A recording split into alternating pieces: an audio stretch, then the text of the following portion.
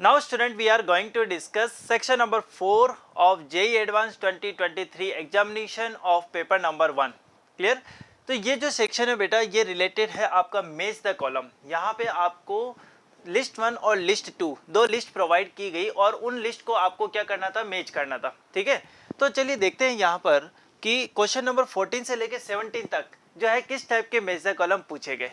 Now student, we are going to discuss question number 14 of this section. और यहाँ पे अगर हम ये बात करें, ये हमारा न्यूक्लियाई से रिलेटेड एक क्वेश्चन जो है हमारे जेईई एडवांस में पूछा गया। आइए देखते क्या है क्वेश्चन। यहाँ पर आपको बेटा दो लिस्ट दी गई है, लिस्ट 1 और लिस्ट 2। लिस्ट 1 में कुछ न्यूक्लियर रिएक्शंस आपको प्रोवाइड की गई है और लिस्ट 2 में आपको ये बताया कि कौन सा पार्टिकल जो है एमिट हुआ है। आपको इनको क्या करना है, मैच द कॉलम। ठीक है, तो देखो बेटा या तो ये होता है कि यहाँ से हम देखें, ठीक है, what is the better way to solve this problem, क्योंकि हमारे लिए टाइम कंस्टेंट भी होता है एग्जाम में, है ना। तो बेटर है कि लिस्ट 1 पे अगर हम ध्यान दें उसकी बजाय पहले हम लिस्ट नंबर 2 को एनालाइज कर लें। ठीक है, आइए देखते हैं किस तरह से मैं मतलब आपको मैं क्या कहना चाह रहा हूं कि आपको लिस्ट नंबर 2 को पहले यहाँ पर ऑब्जर्व करना चाहिए। क्या है लिस्ट नंबर 2? देखो यहाँ पर आपको बोला है नंबर 1 पर कि one alpha particle is emitted and one beta plus particle is emitted. Clear? तो जब एक अल्फा पार्टिकल निकलता है बेटा, बहुत ध्यान से समझना, तो यहाँ पर अगर मैं बात करता हूँ एक अल्फा पार्टिकल मतलब एक हीलियम का आपका आइटम हो गया, और वन जो है बीटा प्लस पार्टिकल है, मतलब मैं यहाँ लिखूंगा वन बीटा और ये 0। तो आप ये देखो बेटा कि अगर मैं ओवरऑल अगर मैं यहाँ पे देखूं तो इसके लिए बात कर रहा हूँ, तो यहाँ पर बताओ जेड के अंदर कितना इंक्रीमेंट होगा, 2 + 1 दिस इज इक्वल टू 3। और इसके लिए अगर मैं ए में इंक्रीमेंट की बात करता हूं तो वो कितना होगा बेटा, 4। यस और नो? क्लियर है? जेड के अंदर यहाँ पर 3 का इंक्रीमेंट हो रहा है और ए के अंदर यहाँ पर 4 का इंक्रीमेंट हो रहा है। बोलो यस और नो? क्लियर है? इसको थोड़ा सा मैं और अच्छे से लिख देता हूं आपके लिए। ठीक है, आइए यहाँ पर हमारा क्या था बेटा, +1। तो यहाँ से अगर आप देखोगे, मैं यहाँ पे इसके लिए मेंशन कर देता हूँ कि जेड में जो हमारा इंक्रीमेंट हो रहा है 3 का और ए का जो है हमारा इंक्रीमेंट दिस इज 4। यहाँ तक क्लियर? अगर सेकंड वाले ऑप्शन को देखें, 3 बीटा माइनस पार्टिकल है और एक अल्फा पार्टिकल है, मतलब एक अल्फा पार्टिकल मतलब क्या हो गया, 2He4 प्लस 3 जो है माइनस बीटा पार्टिकल है। तो यहाँ से जो ओवरऑल रिजल्ट आएगा बेटा कि ए के अंदर तो 4 का इंक्रीज हो जाए और जेड के अंदर क्या होगा वो समझो, 2 तो हीलियम है, ठीक है, और यहाँ पे 3 - 1 beta particle, minus beta particle मतलब यहाँ पर जेड में जो भी होगा ओवरऑल जो है 1 का डिक्रीमेंट होगा। क्लियर? अगर हम थर्ड की बात करते हैं, in the third option it is given to you 2 beta minus particle, मतलब यहाँ पे हो गया बेटा 2 जो है बीटा माइनस पार्टिकल आपके पास है, प्लस यहाँ पे आपको बोला है कि 1 अल्फा पार्टिकल है। 1 alpha particle means we can say 2He you can say that is 4। Clear? So अगर मैं यहाँ पे बात करता हूँ कि ओवरऑल जो है कितना चेंज हुआ, ओवरऑल यहाँ पर चेंज हुआ कि ए में जो चेंज हुआ है वो हो गया 4, और यहाँ पर अगर हम जेड की बात करें, बहुत ध्यान से समझना, यहाँ पर 2 तो जो है हमारे क्या है बेटा, -1 ये और ये प्लस है, तो टोटल यहाँ पे जेड में कोई भी चेंज नहीं देखने को आपको मिलेगा। क्लियर? अच्छा, अगर लास्ट वन अगर हम बात करें, फोर्थ नंबर, यहाँ पर 1 अल्फा पार्टिकल और एक बीटा माइनस पार्टिकल जो है यहाँ पर एमिट हो रहा है। अगर एक अल्फा पार्टिकल यहाँ निकल रहा है तो ये क्या हो जाएगा, यू कैन से 2He4। यहाँ तक क्लियर? प्लस अगर एक बीटा माइनस पार्टिकल निकल रहा है तो मैं बोलूंगा -1 बीटा 0। ठीक है, आप समझ पा रहे होंगे बेटा मैं क्या कहना चाह रहा हूँ। ठीक है, तो यहाँ से अगर आप देखोगे, मैं इसको अगर यहाँ पे देखूं कि ए में कितना चेंज हुआ मेरे लिए वो इंपॉर्टेंट है। ए में चेंज हुआ बेटा 4 का, और यहाँ पर अगर मैं जेड की बात करूंगा तो मेरा +1। क्लियर? तो एक काम करते हैं, जो भी हमारा फाइनल रिजल्ट आया उनको एक स्पेशल बॉक्स में यहाँ पे बंद कर देते हैं ताकि हमारा कंसंट्रेशन केवल इसी बॉक्स पर जाए। ठीक है, ये हो गया हमारा 1, ये हो गया हमारा 2, ये हो गया नंबर 3। क्लियर? ये हो गया हमारे पास नंबर 4। क्लियर? अभी एक और बाकी है, यहाँ पर 5 भी है। यहाँ पे आपको बोला है कि 2 अल्फा पार्टिकल है और 2 बीटा प्लस पार्टिकल है। ओके फाइन, ठीक है। So now we can write like this, 2He यहाँ पे हो गया 4 प्लस यहाँ पे हम बात करेंगे 2, ये हो गया +1 बीटा और ये मेरे पास कितना हो गया 0। क्लियर? तो यहाँ से अगर हम देखें, सो ओवरऑल जो चेंज होगा ए के अंदर, ठीक है, जो ए के अंदर कितना चेंज होगा बेटा, टोटल 4 का, और जेड के अंदर जो चेंज होने वाला है it will be equal to 3। Clear? तो इसको भी हम एक बॉक्स में बंद कर देते हैं और उसके बाद हम एनालाइज करेंगे हमारे लिस्ट नंबर 1 को। बोलो यहाँ तक क्लियर है? ठीक है, आइए देखते हैं। देखो बेटा लिस्ट नंबर 1 में आप ऑब्जर्व कर पा रहे होंगे कि यहाँ पे अगर 92 है या 91 है, मतलब जेड में एक कम हुआ है, मतलब यहाँ पर +1 आएगा तब ये बराबर हो जाएगा। क्लियर। और 238 234 मतलब मुझे चाहिए जेड में +1, ध्यान से समझना है, जेड में +1 और ए में +4 कहाँ पे मिलेगा मुझे ये मिलेगा। तो मैं बोलूंगा कि मेरा पी जो है वो 4 से रिलेट कर रहा है, मतलब मेरा सी और डी तो कैंसिल हो गया डायरेक्ट ही। क्लियर। अच्छा आगे बढ़ते हैं बेटा।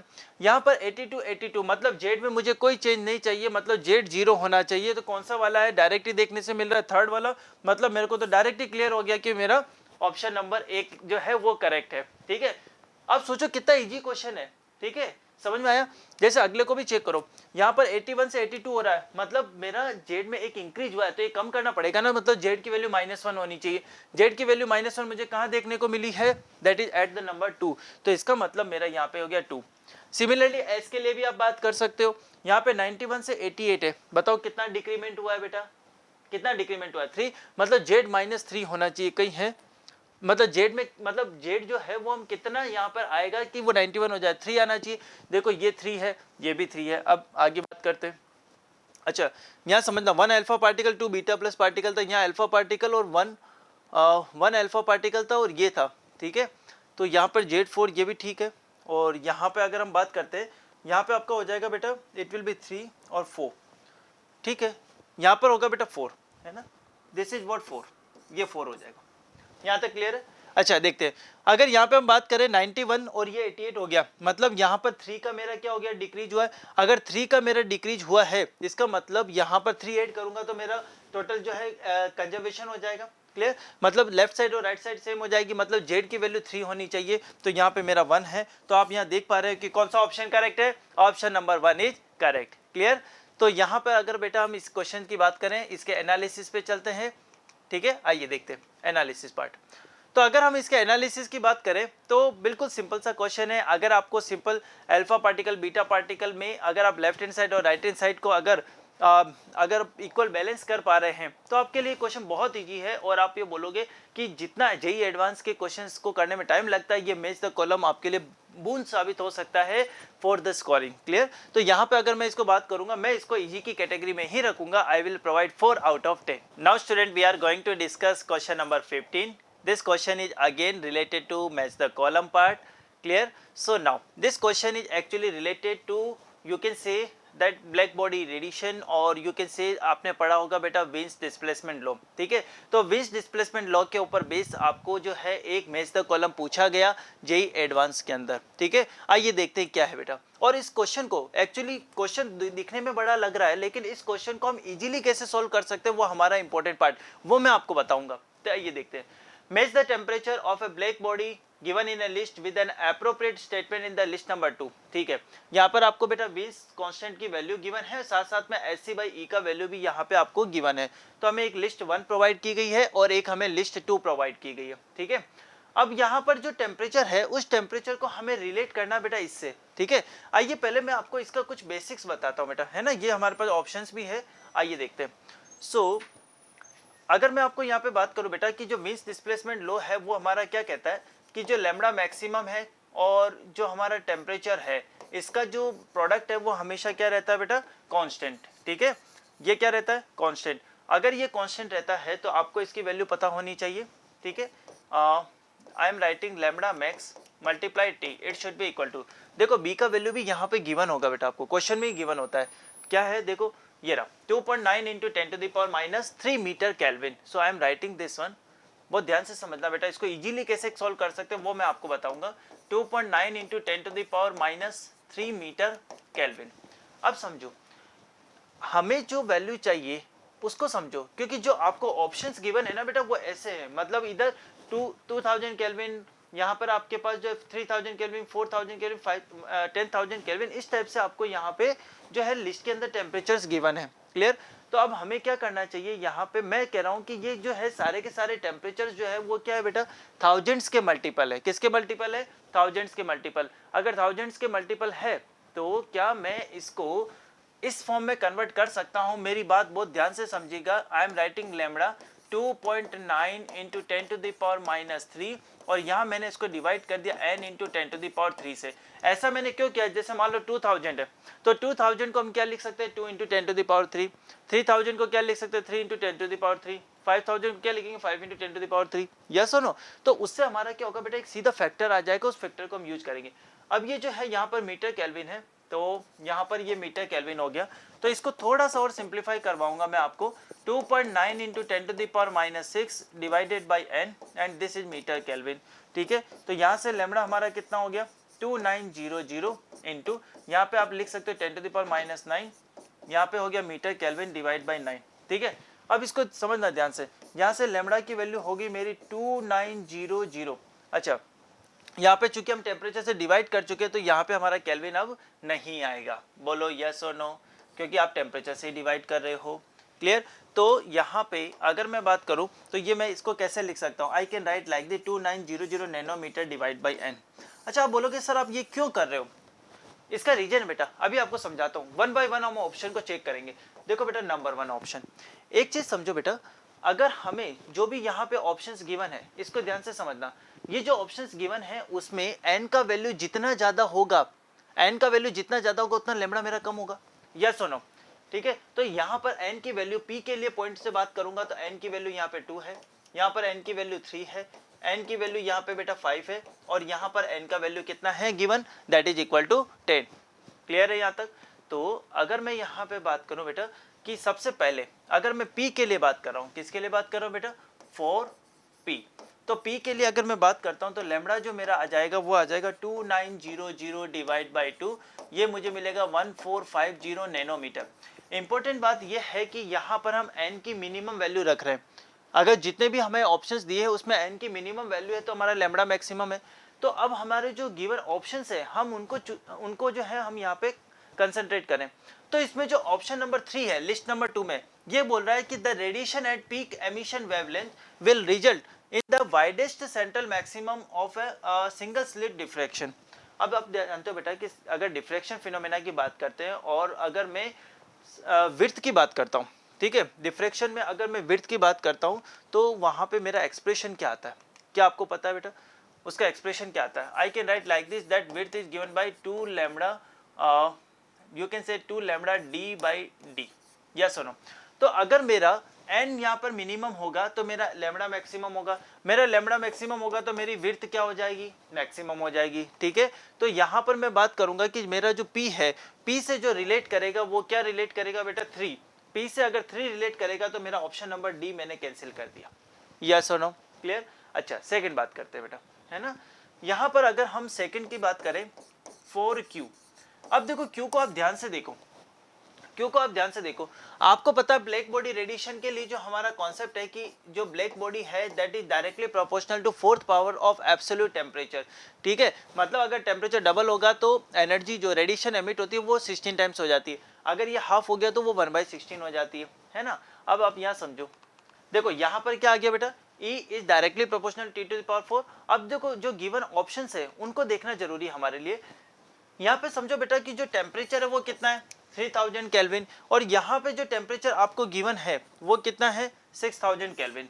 अब मुझे एक बात बताओ कि यहाँ पे 6000 केल्विन जो है उससे टेम्परेचर क्या हो गया मेरा, यहाँ पे हाफ हो गया। अगर टेम्परेचर हाफ हो गया तो मेरी रेडिएशन क्या हो जाएगी, it will B 1/16 times. Clear? तो इसका मतलब ये जो लिखा है क्या वो सही है, इसको एक बार रीड करके देखते हैं। The power emitted per unit area और is 1/16 times of emitted by a black body at temperature this. Yes और नो? तो 3000 पे टेम्परेचर जो कम है हाफ है तो उसकी रेडिएशन ये हो जाएगी। तो मतलब मेरा जो Q है वो किससे रिलेट होगा बेटा, नंबर 4 से। ठीक है, तो अब ये देखते हैं कि जो Q है नंबर 4 से रिलेट हो रहा है, तो मैं कहूंगा कि मेरा ऑप्शन नंबर सी करेक्ट। बोलो यस सुनो, कौन सा ऑप्शन करेक्ट है बेटा, सी। बाकी भी देख सकते हो, जैसे देखो 5000 केल्विन पे इन्होंने बोला, इसका मतलब हमारा जो भी एक्सप्रेशन है R के लिए मैं क्या करूंगा, नंबर 3 4R। R के लिए अगर मैं बात करूंगा तो यहाँ पे जो लैम्बडा है उसकी अगर मैं बात करता हूँ तो यहाँ पे मैं 5 से डिवाइड करूंगा। जैसे मैं 5 से डिवाइड करूंगा ये नियर अबाउट मुझे मिल जाएगा बेटा 589 नैनोमीटर के आसपास, और ये मेरी विजिबल रेंज में आता है। यस और नो? क्योंकि 400 नैनोमीटर से 750 नैनोमीटर के बीच में हमारी विजिबल रेंज होती है। तो यहाँ पे जो गिवन ऑप्शंस है उनको देखिए बेटा, अगर गिवन ऑप्शंस को अगर आप देखेंगे तो यहाँ पे आपको पता लगेगा the radiation at peak wavelength is visible to human eye. Yes और नो, कौन से टेम्परेचर पे बेटा?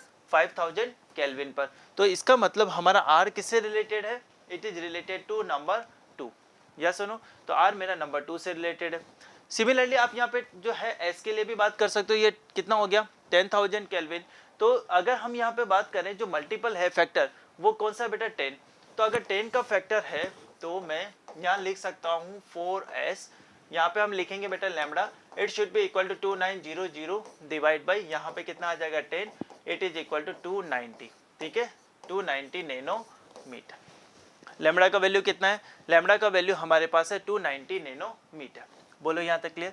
अगर लैम्डा की वैल्यू ये आ गई तो अब आप समझो कि जो और ऑप्शंस जो गिवन है उनको एनालाइज करना जरूरी है कि कौन कौन से बच्चे। जैसे नंबर 1 देखो, यहाँ पे आपको बोला है कि the radiation at peak wavelength. ये सारी वेवलेंथ पीक क्यों आ रही है? क्योंकि ये तो विंस डिस्प्लेसमेंट लॉ की बात कर रहे हैं। लैम्डा मैक्सिमम मल्टीप्लाई टेम्परेचर, ये वैल्यू बी के बराबर है। तो यहाँ पर ये जो फोटो इलेक्ट्रॉन्स है उसके लिए बोल रहा है कि जो मेटल का जो वर्क फंक्शन है वो 4 इलेक्ट्रॉन वोल्ट होना चाहिए। चलिए देख लेते हैं।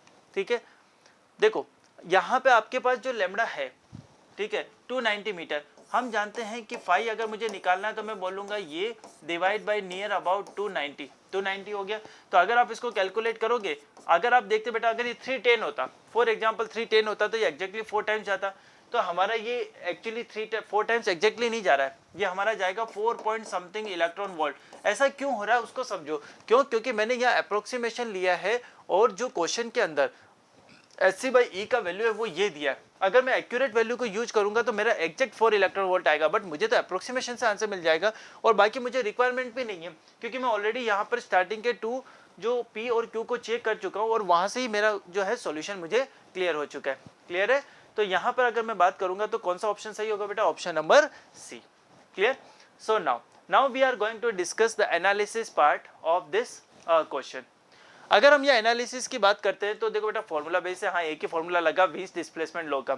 उसके अलावा ट्रिकी क्वेश्चन है, बिल्कुल है। ठीक है, ट्रिकी क्वेश्चन है। क्यों? क्योंकि अगर आप एग्जैक्ट कैलकुलेशन पे जाओगे तो फिर आप इस क्वेश्चन को कर नहीं पाओगे। मैंने यहाँ पे थोड़ा सा यहाँ पे ट्रिक लगाई कि यार अगर मैं मल्टीपल में टेम्परेचर को अगर 1000 के मल्टीपल में देख लूँ तो मेरी कैलकुलेशन भी ईजी हो जाएगी और मैं इजीली रिलेट कर पाऊंगा मेरी लिस्ट नंबर 2 से। Clear? So definitely I will give this question in the easy to moderate category और मैं आपको इसको जो है 4 आउट ऑफ 10 देना चाहूँगा। Now student we are going to discuss and next you can say matrix match column questions और this is question number 16।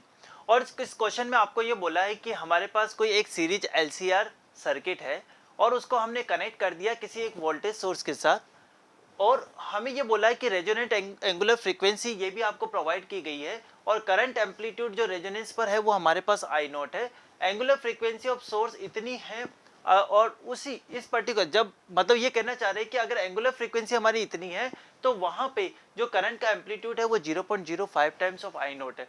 L की वैल्यू भी गिवन है, सारी वैल्यू हमें गिवन है और हमें यहाँ पर इनको हमें एक दूसरे से मैच करना है। ठीक है, तो आइए बेटा इसको सोल्व करते हैं। किस तरह से ये क्वेश्चन हो पाएगा पहले ध्यान से समझना। सारे डेटा आपके पास है, मैं आपको इसको बहुत इजी वे में इसको सॉल्व करके बताता हूँ कि किस तरह से हम इसको सॉल्व कर सकते हैं। ठीक है, चलिए आइए now concentrate on a screen. सारे का सारा जो डेटा है बेटा वो एक बार आप लिख लीजिए क्योंकि थोड़ा सा बड़ा क्वेश्चन है तो हमें थोड़ा सा इसमें टाइम लगेगा। ठीक है, आइए डन। सो अगर हम यहाँ पे बात करते हैं बेटा, सबसे पहले हम यहाँ बनाते हैं एक सीरीज LCR सर्किट। ये हो गया मेरा L, ठीक है, ये हो गया मेरा C, ये हो गया मेरे पास R। क्लियर? और यहाँ पे अगर मैं बात करता हूँ तो इसको हम एक AC सोर्स से कनेक्ट कर सकते हैं, तो हमने इसको एक AC सोर्स से कनेक्ट कर दिया। यहाँ तक क्लियर? अगर मैं इसकी वैल्यूज की बात करता हूँ तो यहाँ पर V का वैल्यू मुझे गिवन है 45 sine of omega T. Clear? और यहाँ पे एक वैल्यू मुझे गिवन है कि जो रेजोनेंट फ्रीक्वेंसी है omega naught, this is equal to 10⁵ radian per second, ये मुझे गिवन है। या सुनो, मेरे को क्वेश्चन में गिवन है कि ये रेजोनेंट फ्रीक्वेंसी है। सारे के सारे पैरामीटर को बेटा आप लिख लीजिएगा, आपके लिए अच्छा रहेगा ताकि हम जल्दी से इस क्वेश्चन को सॉल्व कर पाए। और ये होता है हमारा फॉर्मूला 1/√LC। या सोनम, अब यहाँ पे अगर आप देखें तो 10⁵ it will be equal to 1/√L। क्या L का वैल्यू आपको गिवन है? Yes, this is 50 milli henry, ये हमें क्वेश्चन में गिवन है। सो 50 इंटू 10⁻³ और व्हाट अबाउट कैपेसिटेंस, ये तो हमारा ऑब्जेक्ट हमें निकालना पड़ेगा क्योंकि हमारे लिए अननोन है, ठीक है। तो यहाँ से बेटा अगर हम इसको सॉल्व करें तो इसको कैसे लिख पाएंगे? अगर आप इसको सॉल्व करो तो पहले दोनों साइड स्क्वायर ले लो, ठीक है। अगर आप स्क्वायर लोगे, चलिए मैं आपको इसको थोड़ा सा आराम से जल्दी से बता देता हूँ। देखो 10⁵ है, if you are squaring both side then we can write like this. यहाँ पर हो गया बेटा 10⁻10, clear. It will be equal to what, 1 upon, ये हो गया हमारे पास 50 into 10⁻³ and multiplied with the c, clear. तो अगर मैं यहाँ पे बात करूँ तो c का वैल्यू कितना हो जाएगा? The value of c it will be given by 1/50 multiply, ये कितना हो गया बेटा 10⁻³ क्लियर। और इसको यहाँ पे मल्टीप्लाई कर दो 10⁻10 से, क्लियर। तो यहाँ से अगर आप इसको सॉल्व करोगे तो c का वैल्यू आपको मिलने वाला है, कितना मिलेगा बेटा? देखो ये 1000 ऊपर कर दिया, ये 50 10⁻10 कर दिया, ठीक है। तो यहाँ से हमारे पास कितना आ जाएगा? ये कैंसिल, c का वैल्यू हो गया हमारे पास 20, एक जीरो को इधर ले जाओ, ये हो गया मेरे पास c, ये फैरड, मतलब कैपेसिटेंस का वैल्यू आ गया मेरे पास 2 माइक्रोफैरड, सॉरी 2 नैनोफैरड। यहाँ तक क्लियर है? क्लियर है? यस और नो? कितना हो गया बेटा? 2 nanofarad. Clear to everyone? Done. So यहाँ पर हमारे पास ये वैल्यू आ गई। अब हमें ये बोला है कि ये तो चलो कैपेसिटेंस का वैल्यू आया बेटा, ठीक है, लेकिन साथ साथ में बोला है कि अगर आपके पास ओमेगा जो है वो कितना होता, that is 8 into 10⁴ radian per second, ये हमें क्वेश्चन में गिवन है, ठीक है। अगर इतना हमारे पास ओमेगा होता तो क्या हम पहले यहाँ पे एक्सएल कैलकुलेट कर सकते हैं? XL is given by omega multiply L. Omega कितना हो जाएगा? 8 into 10⁴ and this is 50 milli henry, so 10⁻³ यहाँ तक क्लियर। तो इससे अगर हम बात करेंगे तो ये कितना आ जाएगा? इट विल बी 4000 और यहाँ पे आ गया हमारे पास ओम, क्लियर।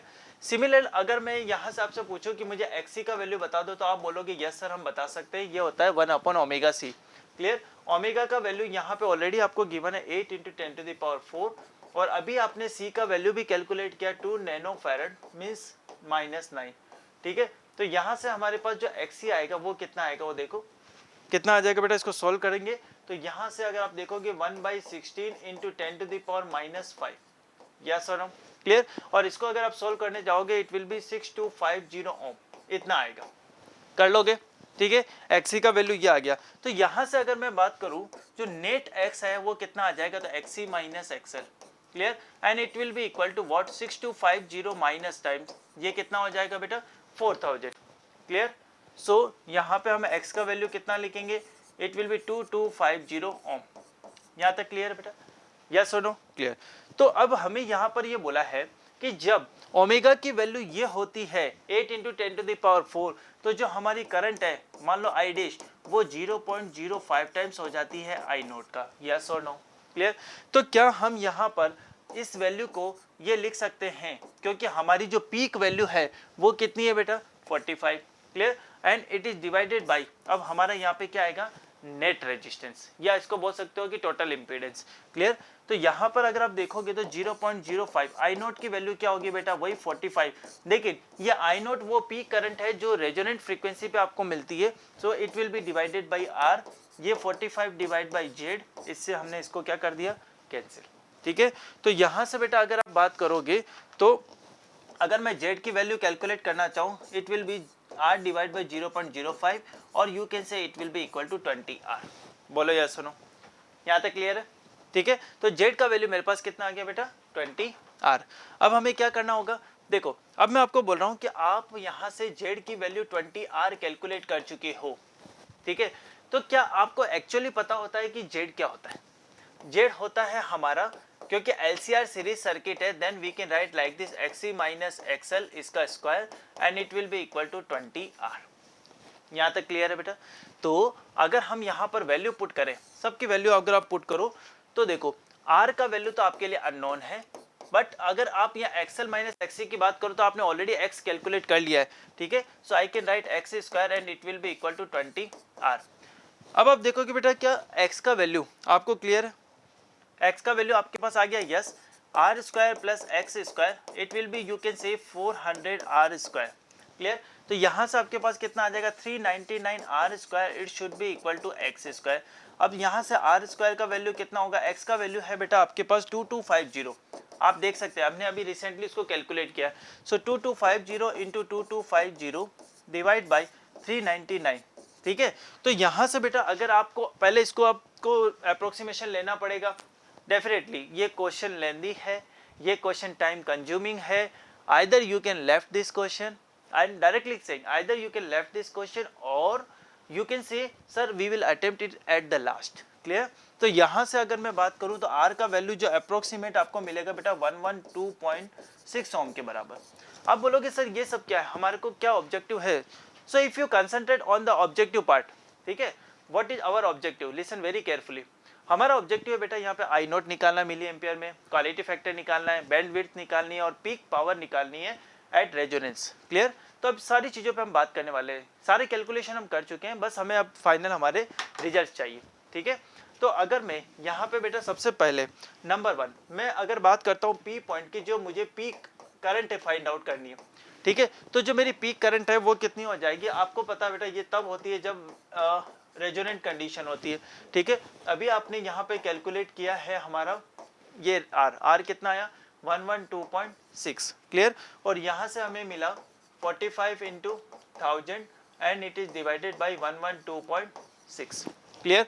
तो यहाँ से अगर आप देखो तो इसको आप ये आपने मिली एम्पेयर, यहाँ पे एम्पेयर था या मिली एम्पेयर में कन्वर्ट कर चुके हो, ठीक है। तो यहाँ से हमारे पास जो आई नॉट की वैल्यू आने वाली है that is equal to you can say 400 milli ampere. अब देखो बेटा जो गिवन ऑप्शन है उनमें चूज करो कि कौन सा ऐसा ऑप्शन है जहाँ पे आपको 400 देखने को मिला। देखिए यहाँ पे 400 जो आपको नंबर 3 में मिल रहा है, तो डायरेक्टली क्लियर हो गया कि मेरा बी आंसर है, बाकियों को मुझे चेक करने की जरूरत भी नहीं है, ठीक है। लेकिन आप चाहे तो चेक कर सकते हैं, तो मैं यहाँ पे सारी आपकी वैल्यू जो है पुट करके बता देता हूँ कि कैसे आपको उसको चेक करना है, ठीक है। Now let's suppose if we discuss about Q. Q हमें चाहिए बेटा क्वालिटी फैक्टर। क्वालिटी फैक्टर क्या होता है, omega R L by R. Omega R का वैल्यू आपको पता है कितना बेटा 10 टू द पावर 5, एल का वैल्यू है 50 that is milli Henry, so 50 into 10 to the power -3 divided by R का वैल्यू कितना बेटा 112.6। So if you solve it you will find near about 44.4 ampere. अब आप देखो बेटा लिस्ट 2 के अंदर ये 44 के आसपास की कोई वैल्यू है क्या, यस होगी। फिर आपको यहाँ पे कैलकुलेट क्या करना है, now you have to calculate that is the bandwidth. यहाँ पे आपको कैलकुलेट करना है बैंड विड्थ। देखो बैंड विड्थ का जो फॉर्मूला है वो भी आपको क्लियर होना चाहिए, it should be equal to R by L. अब आर का वैल्यू हमारे पास कितना 112.6 and L 50 milli henry, clear. So अगर आप इसको सॉल्व करोगे बेटा near about you will find 2252 radian per second. देखो बेटा ये अप्रोक्सीमेशन ही करना पड़ेगा, ठीक है, बिना अप्रोक्सीमेशन सॉल्व नहीं हो पाएगा। तो यहाँ पे अगर आप देखो तो लास्ट वाला जो था हमारा 44.4 के आसपास आ गया, 2250 भी हमारा है, इसका मतलब हमारी कैलकुलेशन परफेक्ट जाएगी, ठीक है। आप कर सकते, देखो अप्रोक्सीमेशन तो लेना पड़ेगा बेटा, क्लियर। नाउ अब अगर हम बात करते हैं लास्ट वाला जो है कि हमारे को जो पावर डिसिपेटेड या पीक पावर यहाँ पे कैलकुलेट करनी है। क्या कैलकुलेट करना बेटा, पीक पावर। अगर पीक पावर की बात करता हूँ तो वो क्या हो जाएगी, it will be V square by R. अब देखो v का वैल्यू, ये हमारे पास जो पीक है, पीक मतलब ये v नोट है, तो ये कितना हो गया, इट विल बी 45 स्क्वायर और यहाँ पे आ जाएगा 112.6, क्लियर। तो इसको अगर आप सॉल्व करोगे near about you will find 18 vote के आसपास, ठीक है। तो अब आप यहाँ पे मैच कर लीजिए बेटा कि लिस्ट 1 और लिस्ट 2 को मैच करोगे तो आपको यहाँ पे पता लग जाएगा कि आपका आंसर कौन सा करेक्ट है, क्लियर। सो अगर मैं ये बात करूँ तो कौन सा ऑप्शन जो है मेरा यहाँ पे करेक्ट होना चाहिए, क्या आप बता सकते हैं बेटा कौन सा ऑप्शन करेक्ट होना चाहिए। According to me the B option it should be correct, clear, yes और नो। तो सारी कैलकुलेशन मैंने आपको करके बताई किस तरह से इस क्वेश्चन को सॉल्व करना है। हाँ थोड़ा सा लेंदी है बट कुछ क्वेश्चन ऐसे आएंगे बेटा, है ना, जेईई एडवांस का पेपर है, यस, क्लियर। चलिए बेटा एनालिसिस वाले पार्ट पे आते हैं। एनालिसिस वाले पार्ट पे अगर हम देखें तो हाँ डेफिनेटली बेटा कि कैलकुलेटिव बहुत ज़्यादा है, बहुत ज़्यादा कैलकुलेटिव है, लेकिन मैं ये कहूँगा कि कॉन्सेप्ट जो इसके ज़्यादा टफ नहीं है। कॉन्सेप्ट तो बिल्कुल सिंपल है लेकिन कैलकुलेशन बहुत ज़्यादा डिफिकल्ट है। सो बेटर है कि या तो आप इसको लास्ट में अटेम्प्ट करें और बेटर इसको आप लीव करें, ठीक है। So this I will put this question into the category of moderate to hard और you can say difficult. So I will give 5 out of 10। So now dear student we are going to discuss question number 17। Question number 17 जो है ये हमारा electromagnetic induction से related topic है। आपने motional EMF के बारे में तो सुना होगा, क्लियर। सो जो मोशनल ईएमएफ के अंदर क्या होता है, किस तरह से जो इंड्यूस ईएमएफ जनरेट होता है, किस तरह की वहाँ पे इक्वेशंस बनाई जाती है। तो ये क्वेश्चन जो है प्रॉपर उसका डेरिवेशन तक निकाल के और उसके बाद आपको यहाँ पे सॉल्यूशन फाइंड करना है। तो डेफिनेटली मैं कहूँगा कि जो ये वाला क्वेश्चन है, ये क्वेश्चन भी एक लेंथी क्वेश्चन है। तो इस क्वेश्चन को या तो आप लास्ट में अटेम्प्ट करें या फिर डिपेंड करता है, अगर आप इसको लीव भी करना चाहते हैं तो कर सकते हैं। बट अगर मैं एक जनरल बात करूं तो हाँ, कॉन्सेप्ट वाइज ये क्वेश्चन बहुत अच्छा है, इसमें बहुत सारी जो इंपॉर्टेंट इन्फॉर्मेशन जो है वो दी गई है, ठीक है। तो आइए बेटा इस क्वेश्चन को हम सॉल्व करते हैं। क्वेश्चन में आपको ये दिया है कि क्वेश्चन नंबर 17 हमारा है कि कोई भी थिन कंडक्टिंग रोड Mn है जिसका मास जो है वो आपको कितना दिया है 20 ग्राम, लेंथ 25 सेंटीमीटर, रेजिस्टेंस आपको प्रोवाइड किया गया है, एक यूनिफॉर्म मैग्नेटिक फील्ड भी प्रोवाइड किया है जो कि 4 टेस्ला है and that is perpendicular to the plane of rod rail arrangement. ये पूरा डायग्राम में बताया है आपको, ठीक है। हमें यहाँ पर जो है PQRS4 जो है ऑप्शंस गिवन है और उसके करस्पॉन्डिंग हमें लिस्ट 2 को यहाँ पे मैच करना है, ठीक है। आइए बेटा देखते हैं कि किस तरह से हम इसको सॉल्व कर सकते हैं। आइए नेक्स्ट देखो, ये डायग्राम जो है ये आपको क्वेश्चन में दिया गया है। अब आप एक चीज समझो बेटा, यहाँ पर अगर कोई रोड है, ठीक है, अगर यहाँ पे कोई रोड है तो इसके ऊपर जो फोर्स लगेगा वो कौन सा लगेगा, एक तो इस पे mg लगेगा बेटा। जैसे जैसे mg लगेगा तो एरिया चेंज होगा, एरिया चेंज होगा तो मैं कहूंगा कि जो इंड्यूस ईएमएफ है वो जनरेट होगा। क्यों? क्योंकि जो मैग्नेटिक फील्ड लाइंस यहाँ से निकल रही थी उनमें क्या हो जाएगा, चेंज। जब मैग्नेटिक फील्ड लाइंस में चेंज होगा तो इंड्यूस ईएमएफ जनरेट होगा, क्लियर। तो यहाँ पे आप एक चीज समझो कि जैसे जैसे नीचे आएगा एक इंड्यूस करंट डेवलप होगी, इंड्यूस करंट डेवलप होने के कारण से लूप में फोर्स लगेगा और वो कितना लगता है, बिल, ये आपको पता है। अच्छा, BIL क्यों लगेगा, क्योंकि यहाँ पर L और B और ये सारे के सारे जो एक दूसरे के परपेंडिकुलर है। लेकिन अगर हम देखें तो ये कंटिन्यूसली नीचे जा रहा है ना, क्वेश्चन में ये बोला है कंटिन्यूसली नीचे जा रहा है। तो मैं आपको बताता हूँ कि स्टेप बाय स्टेप इस क्वेश्चन कैसे सॉल्व कर सकते हो। सारा डेटा आपके पास है बेटा, आप उससे आप रिलेट कर पाओगे। तो मैं ये बोल रहा हूँ कि अगर नेट इक्वेशन में लिखता तो कैसे लिखूंगा, mg minus BIL it should be equal to mass into acceleration, उसको मैंने लिख दिया dv/dt। बोलो यस और नो, ठीक है। अब मैं इसको ऐसे भी लिखूंगा mg माइनस BL, I को क्या लिखेंगे, देखो I क्या होता है बेटा, देखो इंड्यूस ईएमएफ होता है BVL, clear. So BVL divide by, हमने मान लिया क्योंकि क्वेश्चन में भी दिया है कि इसका एक रेजिस्टेंस है R, ठीक है, वो R हो गया, it will be equal to mdv/dt, ठीक है। यहाँ से आप क्या कर सकते हो कि यहाँ पे केवल v वाली टर्म जो रहने दो, चलो इसको सिंप्लीफाई कर लो। mg minus this is what b square, ये हो गया v, ये हो गया l square divide by r, it will be equal to mdv/dt। बोलो यहाँ तक क्लियर। अब मैं क्या कर रहा हूँ, यहाँ से केवल v की टर्म रख रहा हूँ, तो ये कितना हो गया बेटा, mgr ओवर ये हो गया मेरा b square l square minus v equal to, यहाँ पे आ जाएगा बेटा mr, ये हो गया मेरा dv/dt, क्लियर। और यहाँ से आप लिख सकते हो b स्क्वायर और l स्क्वायर। बोलो यस और नो, यहाँ तक क्लियर है, ठीक है। अब यहाँ पे आपको क्या करना चाहिए कि जो v वाली टर्म है उसको अलग ले लो और dt वाली टर्म्स को अलग कर दो, ठीक है। देखो कैसे करेंगे, यहाँ पे आप ऐसे लिखो b square l square divide by mr, ये वाली टर्म, और ये मैंने लिखा dt, और यहाँ पे 0 से t तक integration, it will be equal to, समझना थोड़ा सा इसको हम वही कर रहे हैं, क्या सिंप्लीफाई, ये dv है, यहाँ पे क्या आ जाएगा बेटा mgr डिवाइड बाई, ये हो जाएगा मेरा b square l square minus यहाँ पे क्या आ जाएगा, it will be equal to v, clear, yes सुनो।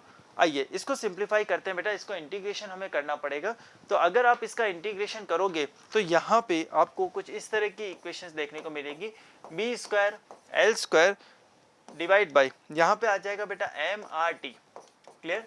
I am taking reference from my side कि ये ऐसा होगा, ठीक है, और ये हो जाएगा मेरा 0 to t, clear, and it should be equal to, अगर आप यहाँ पे इंटीग्रेशन करेंगे it will be come out to be minus times of log base e, और ये हो जाएगा मेरे पास mgr, क्लियर, कितना हो जाएगा mgr divide by b square l square minus v, clear, ये हमारे पास है। और यहाँ पे आप पुट करोगे बेटा 0 to v, इसको आपको सिंप्लीफाई करना पड़ेगा, जस्ट आपको upper limit lower limit put करनी है, then you will get b square l square divide by mr, ये हो जाएगा t, it should be equal to, ठीक है।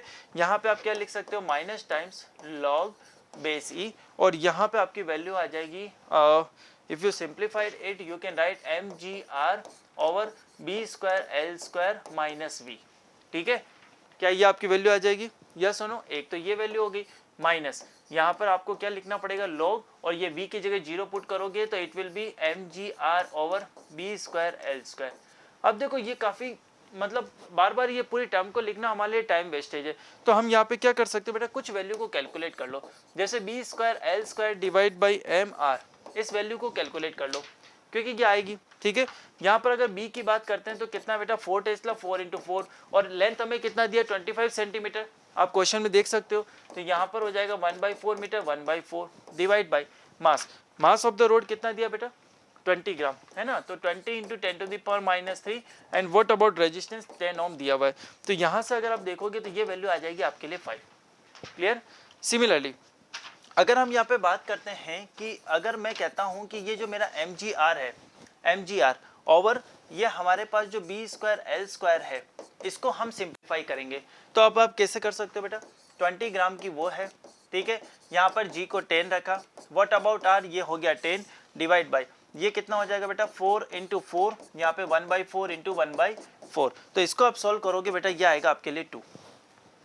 यस और नो? समझ में आया नहीं आया? ठीक है, ये आपके लिए आएगा 2। अब बस ये जितनी भी आपने सिंप्लीफिकेशन किया है इसको आपको यहाँ पे पुट करना है, ठीक है। तो अगर आप इसको पुट करोगे तो आपको जो इक्वेशन देखने को मिलेगी, फाइनल इक्वेशन मैं आपको बता रहा हूँ कि जो फाइनल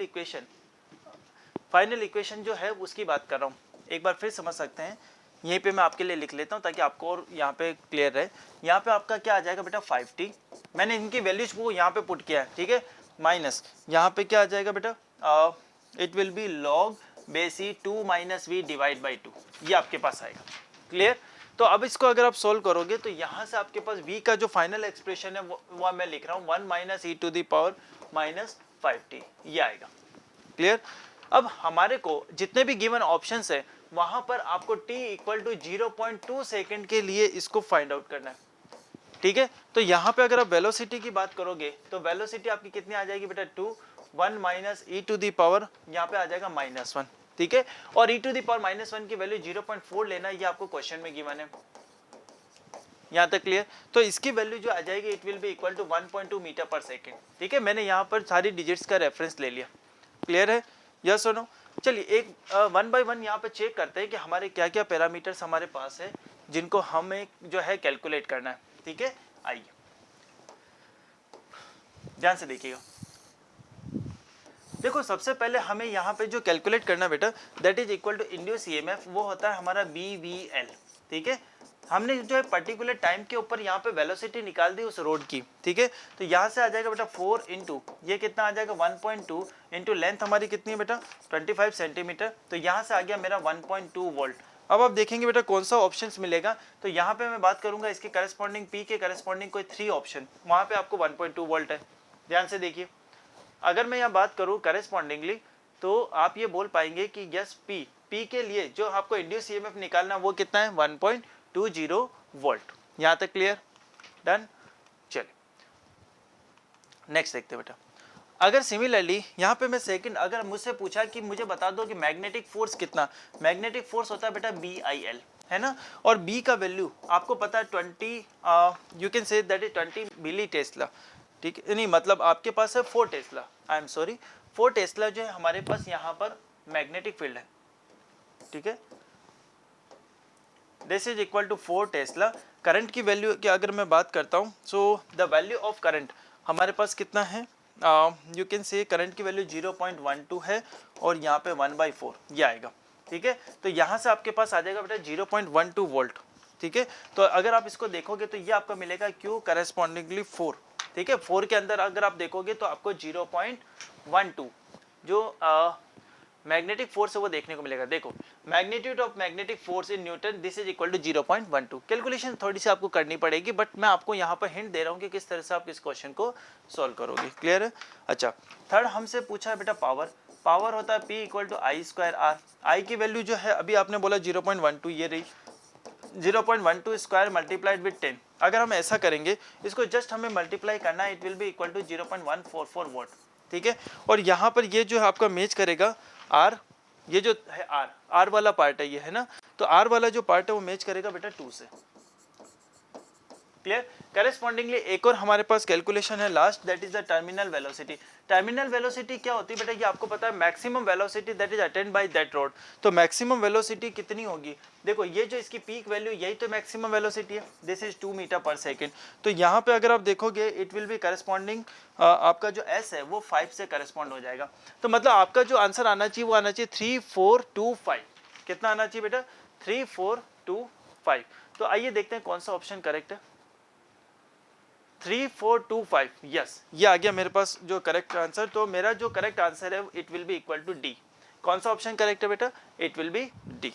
समझ में आया बेटा। हाँ डेफिनेटली लेंदी क्वेश्चन है, काफी लेंदी क्वेश्चन है, और आई विल सजेस्ट कि लास्ट में करें या फिर लीव करें, ठीक है। यस चलिए, तो इसका लास्ट जो है हम ये देख लेते हैं कि अगर मैं इसको बात करूँ, मैं तो इसको डिफिकल्ट कैटेगरी में, डिफिकल्ट से और ज़्यादा डिफिकल्ट आप बोल सकते हो, तो मैं उस कैटेगरी में रखूंगा क्योंकि बहुत ज़्यादा कैलकुलेटिव इतना हमारे पास टाइम नहीं होता है कि हम वहाँ एग्जाम में परफॉर्म कर पाए, ठीक है। So I will give 8 out of 10। Clear. So dear student, this is all about all the section of paper 1 of JEE advance 2023। So hope बेटा आपको यहाँ पर एग्जैक्ट सॉल्यूशन सारे मिले हैं। हमने हमारी तरफ से आपको बिल्कुल एग्जैक्ट सॉल्यूशन प्रोवाइड किए हैं, और होप आपने जेईई एडवांस के अंदर भी बहुत अच्छा परफॉर्म किया है। क्लियर। इसी तरह की चीज़ें बेटा पेपर 1 नेक्स्ट पेपर 2 के सॉल्यूशंस भी हम आपके लिए इसी तरह से ले आएंगे। Clear. So this is all about the complete video solutions of JEE advance 2023 paper 1 from section 1 to section 4। Clear. So thank you so much.